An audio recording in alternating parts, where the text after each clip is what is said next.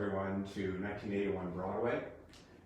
This is a great 1925 building, and it represents some of the best things about that wonderful period in American architecture, where American architecture was absolutely capitalizing on the new thinking about what an American home should be. This home encapsulates that period in the great sense of openness, of spatial interrelationships, and the great period details. You'll notice as Christina pans the camera, the beautiful three-part windows, which are part of this style. And as she pans, you can possibly pick up the distortion in the glass. So that is the original glazing from 1925, which has that beautiful, shimmery, distorted look that makes it so authentic. And as Christina pans around, you can also possibly see the period details. So you have these great latches on all the windows that are still present. And what Christina is panning to is the wonderful fireplace, which of course is the focus of the living room and dining room here. But what you'll also notice is a few things on the walls. This is called a panelized wall system, which allows for localized interest within what would be just a planar wall. And then as Christina pans up, you can see the trim within the ceiling plane. So you have that trim, which is, if you'll notice it, it's like a cloud meeting a mountaintop, right? So the cloud here stands off a bit from the perimeter of everything. And then up near the ceiling, that is called a picture rail. And that would be where you would have one of those old-fashioned hooks on the picture rail, and then you would have the descending wire down to the picture, the painting, that would then be suspended on that wire. The reason for the picture rail is these walls in the 20s would have been plaster, and so you don't want to start nailing through a plaster wall, hence the picture rails. So as Christina pans around, you'll see this thinking in 1925, where it's like, we want these larger spaces, we want simplicity, but we also want openness. And so what they've done here in the 1925 plan, and thank goodness this has not been destroyed, is what they've done in 1925 is they've allowed these interruptions within the walls, but you can still see the view goes all the way through the home. So this is the antithesis to the Bauhaus movement, where everything was just a big open warehouse. So this actually has some romance to it. And as Christina pans forward, we'll come into the entryway, the entry hallway, and her camera may be able to pick up the shallow arch in the ceiling, which is part of the wonderful period details that still exist. And here at the front door, it also has that really nice shallow arch. So you see this great sense of this home's style, which is a California hacienda style. So it's intentionally simple but filled with romance. And here at the windows, you can see you have this layering effect, not only with these are true divided light, these are original windows. So you have a true divided light, and then on the outside you have that great period wrought iron. So the depth of the wall and its facing an interior courtyard maintains not only light within this space, but also privacy. So here as we go through, so Christina, if you'll pan around, we'll now come into the breakfast area and the kitchen area. So again, this is one of those in-between spaces that 1925 did so well. You'll see how the rooms open up one into the other. There's always a vista to be captured. And here, what the camera may not be able to pick up is another beautiful window here. So we have what's called borrowed light from the living room side. Then we have light here from the light well that goes all the way through the building. Here in the kitchen, There's a skylight here which is bringing additional light down into the main space. You can see maybe here on my hand how light it is here in the center of the kitchen. And this beautiful little three-part bay window here looks out onto the light well.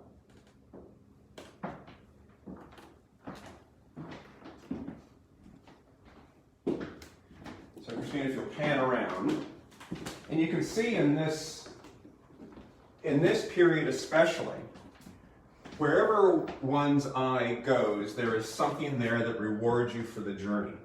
Even something as simple as looking down at the heat registers, right? So the trim goes up and over and around the heat registers. And then here in the main hallway, we have the stair going up to the addition up above. But what was so nice about what they did with the addition is they kept the spirit of 1925 and they kept the details from 1925 that exist here and they replicated them upstairs. So it doesn't feel like this disjunct between the past and the present. There is a very nice dialogue between the two. So as we come here, this is the elevator that goes all the way down to the garage and all the way up to this floor. So here in the first bedroom we encounter, it has its own ensuite bathroom, has a very large closet with a operable window in the closet, which makes it very nice. So you can have ventilation within your closet. And then here, this bedroom is nice and large, certainly big enough for 2 kids or whoever is here. But there's plenty of space to have beds and desks and bureaus and things like that. But the beauty of this layout is the simplicity of not only the walls, but there's just enough trim. Like if you notice the picture rail as it runs around, it's not a lot of fussy detail like one would see in an Edwardian or in a Victorian. This is that time in 1925 where they're beginning to simplify to the point where it's like, if I take one more thing away, that's going to destroy the composition. And this is one of those homes which just has enough to make it truly a period building. And Christina, if you'll pan down and look at the doorknobs, you can see these are the original 1925 doorknobs. I happen to live in a beautiful 1929 pre-crash, which is this same period. And I love working on buildings of this age, and I've done a lot of them. The beautiful thing about 1925, 1930 is the inherent romance that exists in this period. This is between World War I and World War II. The world is getting back on its feet, even though it would be hit by the Great Depression. But there's a great sense of an American future here that is exemplified in its residential architecture especially. So as we continue through,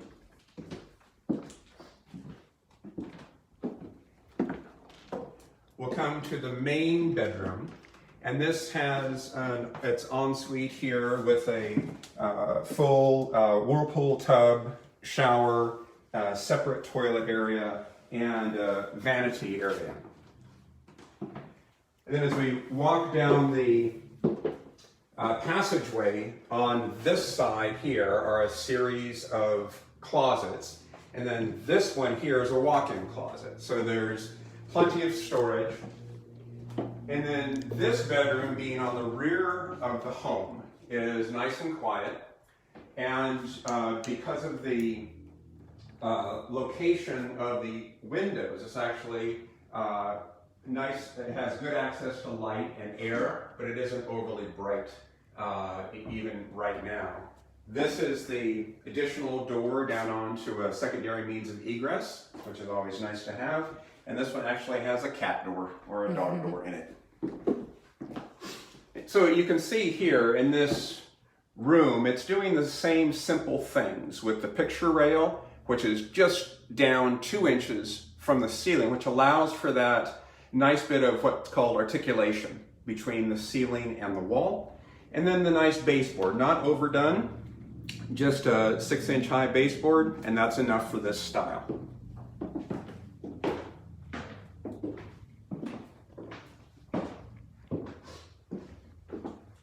So as we transition transition through the passageway,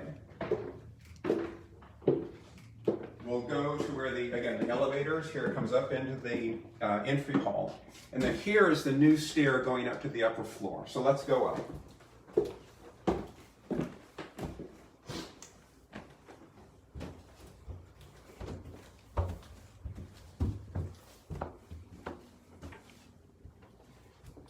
So they've continued the panelized wall decor up on this floor. And where Christina is standing, there is a nice skylight right above the stair. So the stair will always, during daylight hours, have natural light on it, which is always nice. And as we come into the upper floor,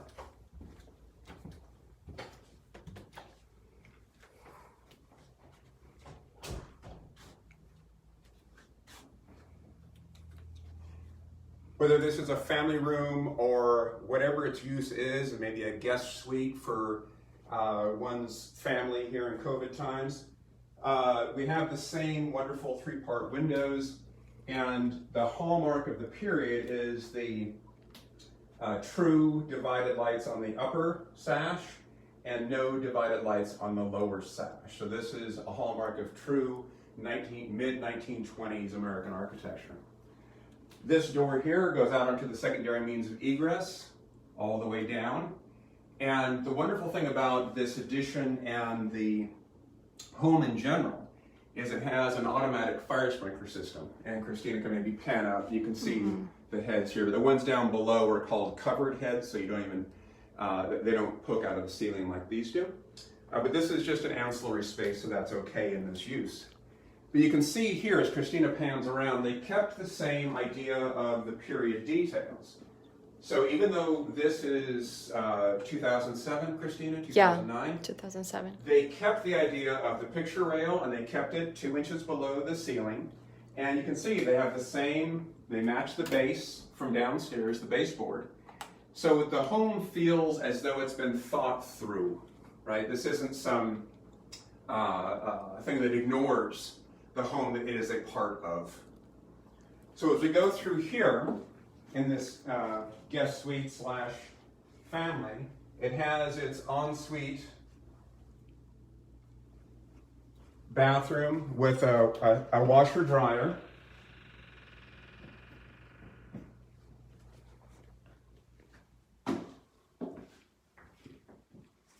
And they've tried to be true to the spirit of 1925 with their selection of the toilet and the vanity, which is always a good thing to do in these wonderful period homes.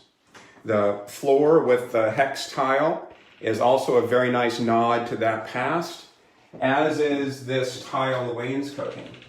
So even though these are modern tile, it understands that in 1925 there would have been this 4-foot-high wainscoting all the way around in any bathroom. Because remember, these were people who were at the end of the Victorian, they were Edwardians, and everything about the bathroom was all about hygiene and cleanliness. So that's what this does. It allows that to be achieved quite easily.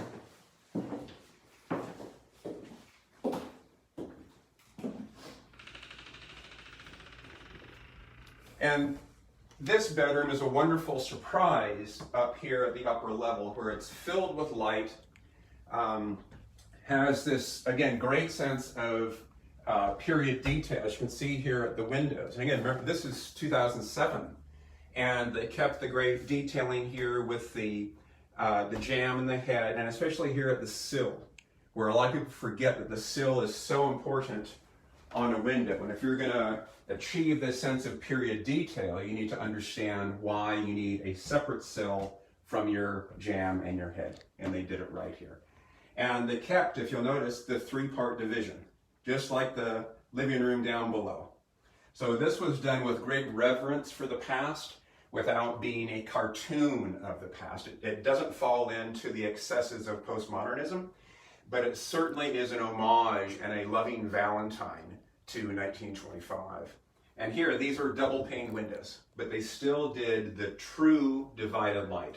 So these were not cheap windows. And this is always such a nice way to have an affectionate tip of the hat to the past. These are really well done windows.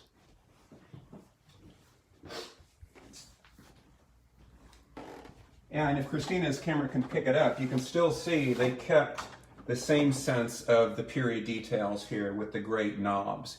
And those of you who have lived in a 1920s home know how good that feels against one's hand. Not only is the crystal nice and cool, this is a very, very warm day. It's one of the 3 warm days in the city. And this is so nice just to be able to touch it.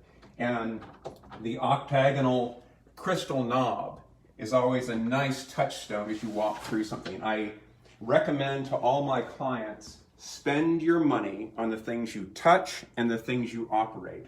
They always will repay you every time you interact with them. So as Christina comes back out in here to the stairwell, you can see the benefit of the skylight illuminating the stair as we walk down. And this is also nice here. They didn't have to do this, but they wanted to, again, have a nod to the past. So this is a wonderfully articulated corner. And they didn't, this is complicated to do. So they wanted to, again, have that nice nod to the past. So now Christina will come back down into the main entry hall. And you'll see that the entry hall has 2 different feelings. The one we're in now is what would be called the home side of the entry hall. And as soon as we go through here, this is more of the public side of the entry hall. But where Christina is, where the camera is, this is where the wonderful powder room is.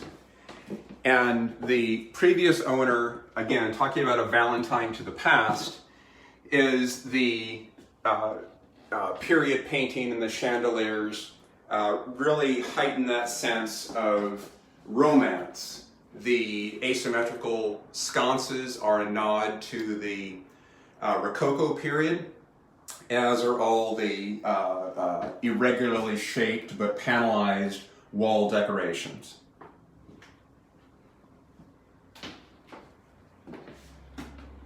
And as Christina pans out, you'll see another great use of the octagonal crystal knobs on the door. So again, what they got so right in the renovations of this home is to understand its value as a vessel for dreams, a vessel for aspirations, and a vessel for romance. And that's what this period and this style does so well.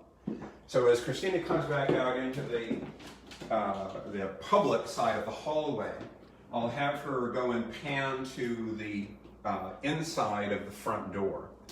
And we've talked about how the front door has its arched top. But again, the wonderful speakeasy, remember this is the 20s, the wonderful speakeasy latched door viewport is here. And that same sense occurs. This is meant to, this intentionally distorted glass, like a water glass, but not truly a water glass, has on the outside that beautiful worked iron that allows one a sense of privacy and protection, but also is so much a part of this style. And here, Christina, if the camera can pick it up, it has the wonderful period hinges. So this is called a 5-knuckle hinge with the ball top and ball bottom.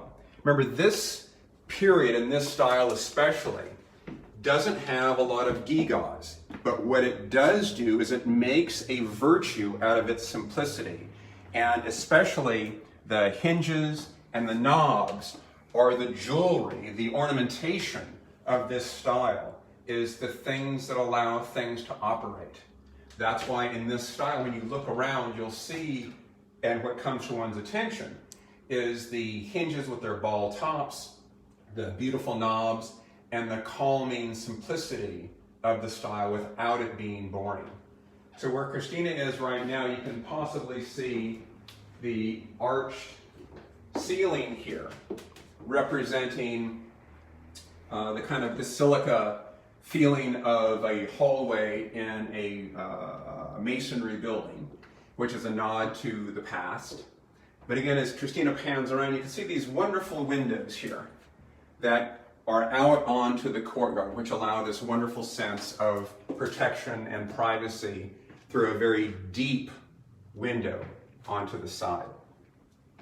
So as we come back into the main spaces of the building, you get a sense here of the openness of this plan.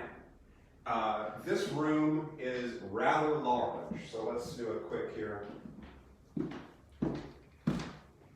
I get that as 15 feet, front to back, and then side to side. This is one of those great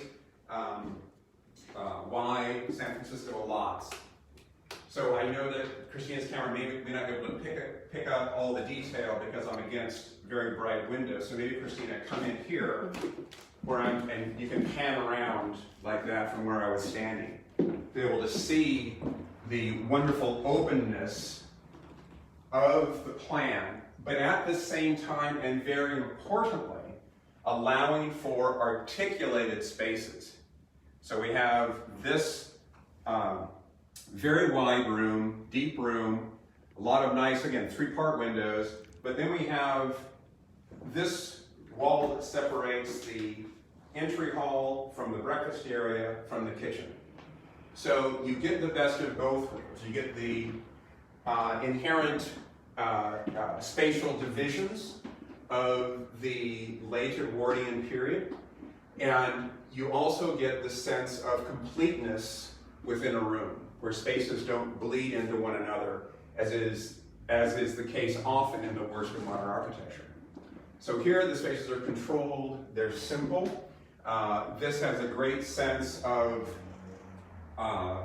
domesticity about it without being overly funky, if you will. There is a sense of decorum, there is a sense of elegance here that the style and the period captures quite well. And then here at the fireplace, you can see the beautiful fireplace surround here. It's actually quite deep. The fireplace surround is something less than a foot deep, and then the chimney itself is just on the order of 2 feet deep. So it's a real presence within the room, and it focuses the room quite well.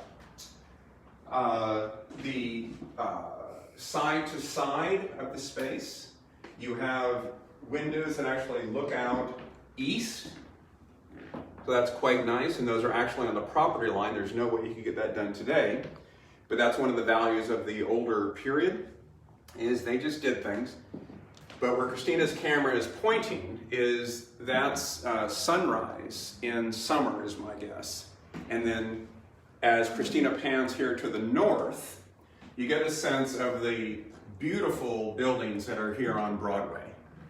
The wonderful thing about the orientation of this home is that it is north-facing and east-facing. It has a courtyard on the west, but you don't get the blaring western sun that would make it very warm.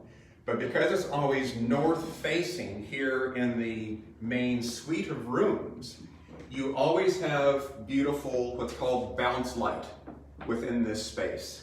And if Christina pans around, you can see, even up here, if the camera can pick it up, my hand is casting a shadow on that wall from the bounce light from the buildings across the street.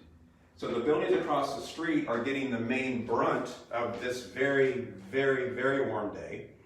And then the photons hit the buildings and then bounce back in through the large 3-part windows here, hit the floor, and then come back up onto the wall. So this northern exposure is why artists like northern light so much. It has beautiful bounce light, it's nice and soft. Everyone looks like a 1920s movie star in this light, and it's a wonderful orientation here in the city. I happen to know that because my 1929 faces north and west.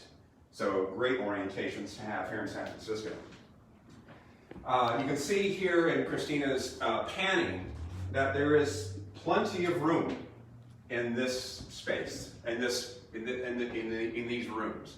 I am not going sideways to get behind the chairs at a full-size 8-person dining table, right? So the idea of having either a sideboard or not, or just keep it open, you can see how, what the 15 or let's say it's 16 feet, who knows what, I don't have my tape measure today, but there's enough width here to not only have a full-size dining table for 8, you can even extend it and possibly make it 10 easily during the holiday times. But you can see where Christina's camera is, and again, I'm walking, just as one would during a dinner party without affecting where people are sitting. And then here at the sitting area, you can see the beautiful idea here with the sitting area with the couch, and nothing is tight. So a lot of you may have been to open houses that are staged where you feel like there's just way too much furniture in the space. This is how one would furnish it, and it shows that there is adequate space to enjoy, to move around without knocking one's knees on the furniture and tripping over things. So the dimensions are generous. Like I said before, it is a very domestic home. It is immediately move-inable because of that great sense of what 1925 did, where we will make this a romantic home. We will make this a home for families. We'll make this a home for maybe a couple who doesn't have any kids, but they want to have this great sense of enough space to stretch out and do what they want to do. So with Christina's panning, maybe Christina, you can stand and show the windows that are within the space. So the goal of this style is to adequately illuminate the rooms that they are in without making one feel like one is in a fishbowl. So Christina, if you can look out the window here, the idea of what's going to happen in the 50s and 60s is across the street, and that is not what 1925 is about. 1925 addresses the fact that we want to furnish our rooms so we have a sill here which allows for furniture or not, and then the windows themselves. Then I have a space above the window. So there's always a place for me as a human, even right against the wall, where I don't feel overly exposed to the outside, either people looking in or whatever. I feel very comfortable in this space. And if Christina can stand there for just a moment, you can see the effect here, looking all the way through the home, if your camera is good enough, Christina, to pick up the greenery in the rear yard all the way through the home. And that's also another good thing to mention, and maybe Christina, if you come here, another beautiful octagonal knob here. So this would have been the old telephone closet, which would have been part of that period. You can see the beautiful little slit window with, this is called hammer glass, and it has a texture to it, right? It's like hammer glass, you just, someone with a ball-peen hammer just deforming the glass. But that's a wonderful little period detail that still exists. But the other wonderful thing about this period is the homes were set up intentionally for cross ventilation. Remember, this is pre-air conditioning days. So on those rare days we do get warm days, like today, you want to be able to open up just a couple of windows on opposite sides of the home and opposite sides of the room, and then cross-ventilate naturally through the warm day. In Christina's previous shot, where we were looking all the way from front to back, you can see that one can crack a couple of windows and completely ventilate this space naturally without recourse to air conditioning.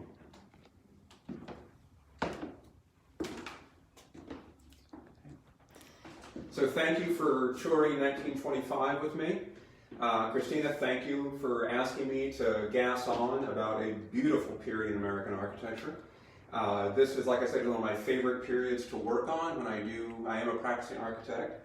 So when I do renovations of this style, it is with a complete understanding and appreciation for what it is that this style did and can do well into the future.